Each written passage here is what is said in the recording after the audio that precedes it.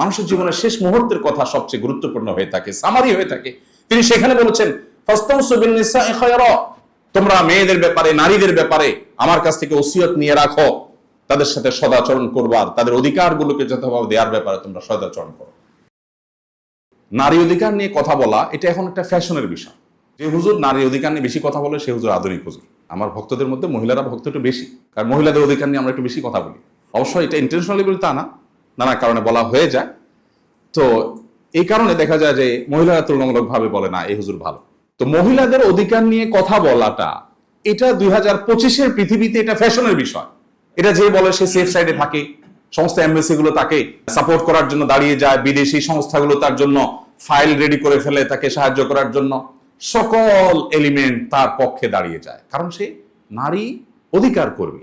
মুহাম্মদ সাল্লাল্লাহু আলাইহি ওয়াসাল্লাম যখন নারী অধিকার নিয়ে কাজ করেছেন তখন নারী হিসাবে জন্মগ্রহণ করাটা পৃথিবীতে অপরাধ ছিল। অন্য কারোর কথা তো পরের কথা, কোরআন বলছে, আল্লাহ তাআলা ইরশাদ করছেন, ওয়াইদা বুশিরা আহাদুহুম বিল উনসা যাল্লা ওয়াজহুহু মুসওয়াদ্দান ওয়া হুয়া কাযীম। তাদের কাউকে যখন তোমার কন্যা সন্তান হয়েছে সংবাদ দেওয়া হতো তখন তার মুখ কালো হয়ে যেত, ইয়াতাওয়ারা মিনাল কওম, এবং সে মুখ লুকালুকি করত, মানুষের সামনে যেত না কিছুদিন যে কন্যা সন্তান হয়েছে। আল্লাহ তাআলা কোরআনে কারিমে বলেছেন, ওয়াইদাল মাউউদাতু সুইলাত বিআইয়ি যামবিন কুতিলাত।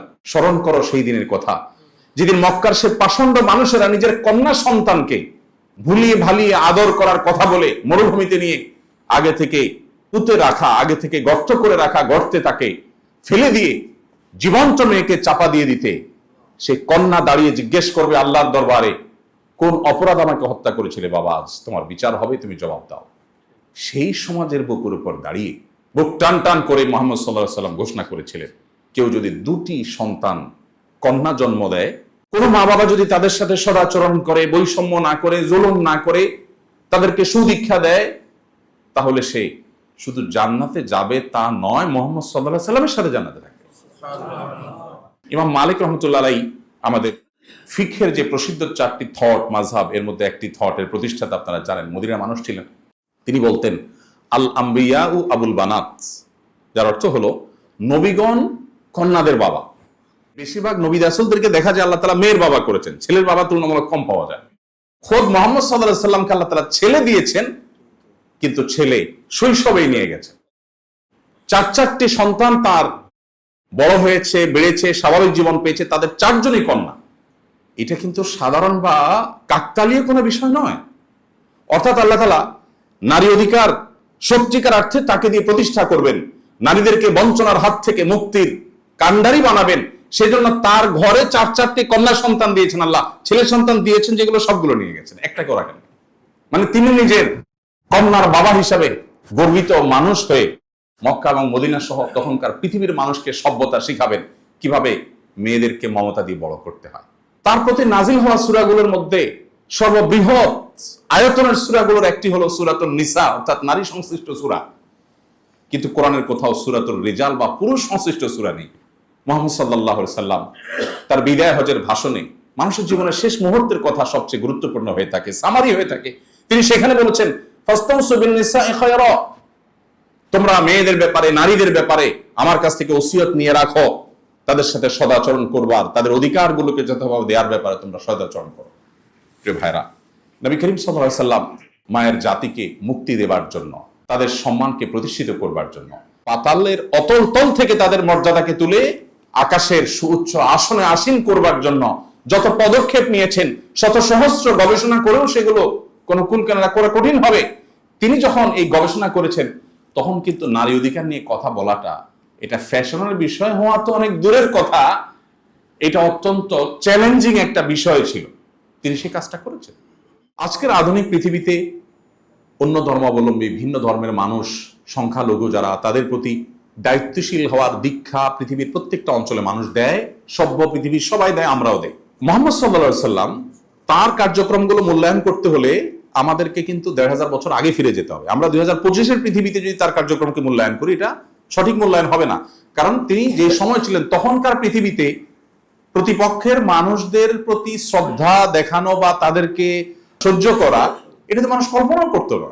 সেই সমাজের বুকে তিনি রণাঙ্গনেও কোনো ধার্মিক, কোনো উপাসনালয়, কোন উপাসনালয় ইবাদতরত উপাসনারত সে যেই ধর্মের মানুষ হোক তাকে আঘাত করতে আবু হুরায়রা রাদিয়াল্লাহু আনহু পরিষ্কার ভাবে ফরমান জারি করেছেন অফিসিয়াল, খবরদার এটা করা যাবে না। কোন কৃষি ক্ষেতে কোন ফসলি জমিনে কোন প্রকার আক্রমণ যেন করা না হয় তিনি নির্দেশ জারি করেছেন। আজকে যে পৃথিবীকে আমরা সভ্য দাবি করছি, আমরা নিজেদেরকে সভ্য দাবি করছি, সেই পৃথিবীতে বাবার সামনে মায়ের সামনে ক্ষুধার কষ্টে কাতরাতে কাতরাতে শিশু কঙ্কালসার হয়ে মৃত্যুর জন্য প্রহর গুনছে। কলোসিয়ামের গ্যালারির মতো গোটা পৃথিবী থেকে আমরা চেয়ে চেয়ে দেখছি, এরপর আমরা নিজেদেরকে সভ্য দাবি করছি। মুহাম্মদ সাল্লাল্লাহু আলাইহি সাল্লামের জীবনে এতগুলো যুদ্ধে অংশগ্রহণ করা, এতগুলো যুদ্ধের নেতৃত্ব, এতগুলো অভিযান নেতৃত্ব দেওয়ার ইতিহাসে কোন একটা শিশুর গায়ে একটি ফুলের টোকা লেগেছে এটা তার কোনো শত্রুও দাবি করার সুযোগ পায়নি। উহুদ যুদ্ধের একটা ছোট্ট ঘটনা না বলে পারছি না। তিনি তার তরবারি দিলেন রণাঙ্গনে, চরম অবস্থা যখন বিরাজ করছে, মুসলমানদের খারাপ সময় যাচ্ছে, তখন একজনকে সাহসিকতার দেওয়ার জন্য, সাহস দেওয়ার জন্য তাকে তার তরবারি দিয়ে বলেন, যাও আমার তরবারি দিলাম। নবীজির তরবারি পেয়েছে, সে অনেকটা সাহসী হলেন এবং তিনি ঝাঁপিয়ে পড়লেন যুদ্ধে। হঠাৎ করে তার চোখে পড়লো দূরে কোথাও কেউ একজন কাউকে ধরাশয়ী করে ফেলেছে। তিনি দৌড়ে সেখানে গেলেন, যে দেখতে পেলেন যাকে ধরাশয়ী করা হয়েছে তিনি তারই দলের সৈনিক, তারই সহযোদ্ধা, আর ধরাশয়ী যিনি করছেন তিনি লাশের সাথে কোন একটা নির্মমতা করছেন, বিকৃতি করছেন। তখন তিনি আরো কাছে গেলেন, কাছে গিয়ে দেখলেন যে সেই নির্মম দৃশ্য, কলিজা বের করে ইসলামের চাচার কলিজা চাবানোর সে দৃশ্য।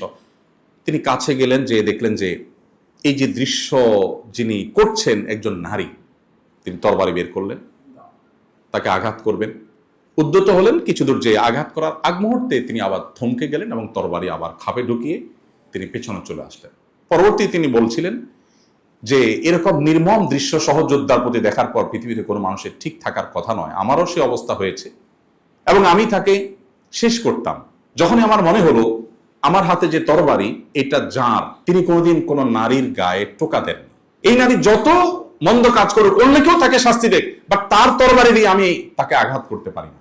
আজকে আমরা নারী অধিকারের কথা বলি, ১৫০০ বছর আগের পৃথিবীতে নারী হিসেবে জন্ম নেওয়াটা যখন অপরাধ ছিল, তখন নারীকে মুক্তি দিয়ে কোথায় নিয়ে গেছেন, কোথা থেকে মুহাম্মদ সাল্লাল্লাহু আলাইহি ওয়াসাল্লাম, সেটি আমরা বেশিরভাগ মানুষই কিন্তু ইগনোর করি বা আমাদের আলোচনা সেটা উঠে আসে না।